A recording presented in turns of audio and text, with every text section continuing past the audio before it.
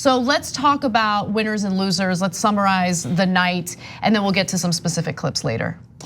Yeah, look, as we discussed a little while ago, I think that they all had a strong debate. So we had Bernie Sanders making one of the best cases for Medicare for all that I've seen in any of these debates.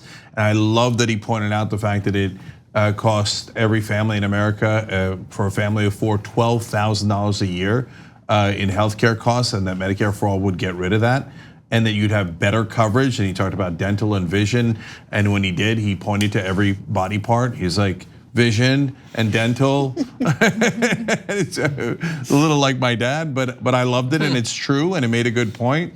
And of course, the fight of the night was Elizabeth Warren versus Pete Buttigieg on the wine cave. This is definitely going to be known as the wine cave debate, and it's a wonderful imagery for what the corporate Democrats do. They do fancy fundraisers from incredibly wealthy people and basically corporate PACs and lobbyists.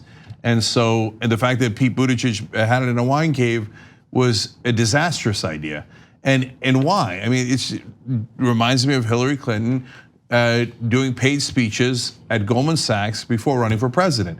That makes no sense. Even if you want to do it and you believe in it philosophically, politically, it's so boneheaded to do that.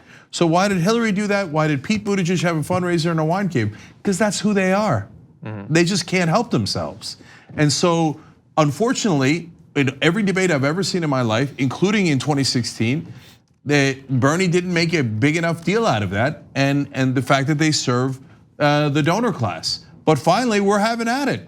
So Warren and Bernie kept talking about corruption and that they're not going to do fundraisers in a wine cave. So it was one of the best, most substantive debates that I've seen. Yeah, I thought that when it came to attacking Buttigieg, I thought Klobuchar did pretty well, but not on as important of substance. When it came to the campaign finance, Elizabeth Warren was great in pointing out the wine caves. I thought that Bernie Sanders, with his interaction with both Biden and Buttigieg, where he was talking about how competitive Buttigieg is, but he can't seem to catch up to Biden on billionaire donors. I mean, that's a really good line there. And what's frustrating is that they allowed Klobuchar to distract from that conversation. The moderators they wanted to get off of it. For some reason, they didn't like when Bernie was pointing out the billionaire donors.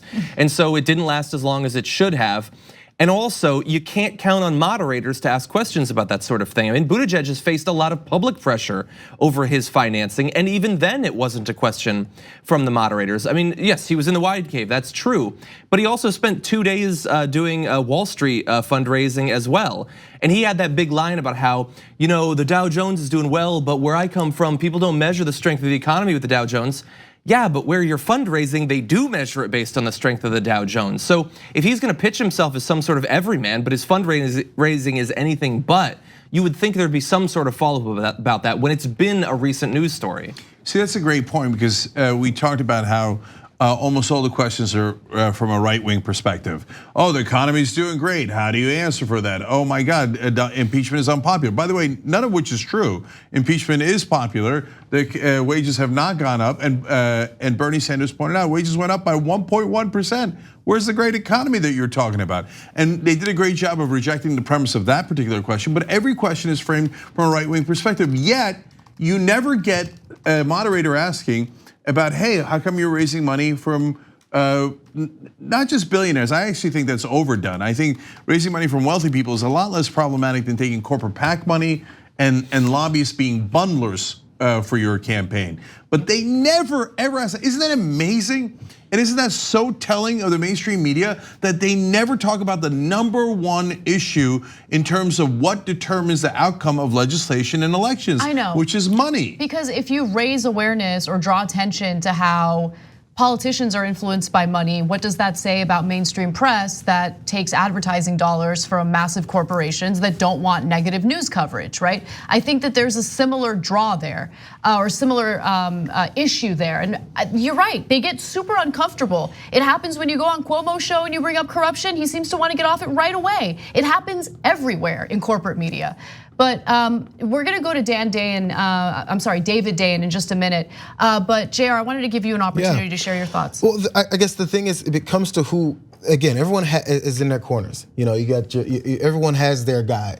So the fact that everyone jumped on Buttigieg tonight, that's going to be the story. I've already seen it. It's in several places already.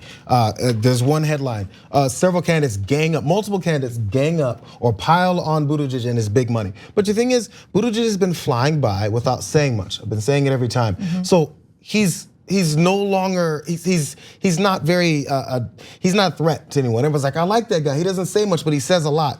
So he's not gonna bring up any of his issues. The moderator is not gonna bring up any of his issues. The other candidates have to bring up his issues and point out how they're different. So that is what happened tonight. And no matter how it gets framed, there has to be, and we talked about how things come at several candidates. There has to be a way that you go ahead and attack these things without going, oh, I'm sorry, I don't wanna offend people that may not necessarily be on my side. Oh, we're talking about the Midwest, Amy Klobuchar? Hey, people in the Midwest are also paying too much for healthcare. People in the Midwest are also losing their houses. People in the Midwest also deserve higher wages. So let's stop talking about how just because I'm from LA and then someone else is from New York and someone else is from Florida, that this doesn't affect everyone in the country. So, and then also to stop saying, let's not fight about this. Hey, let's fight about it a little bit. And I know you brought that up, but we're gonna fight about it because we need to find out who is just talking and talking sound bites, and who's gonna really do the real thing. Thanks for watching The Young Turks, really appreciate it. Another way to show support is through YouTube memberships. You'll get to interact with us more. There's live chat emojis, badges. You've got emojis of me, Anna, John, Jayar. So those are super fun. But you also get playback of our exclusive member-only shows and specials right after they air.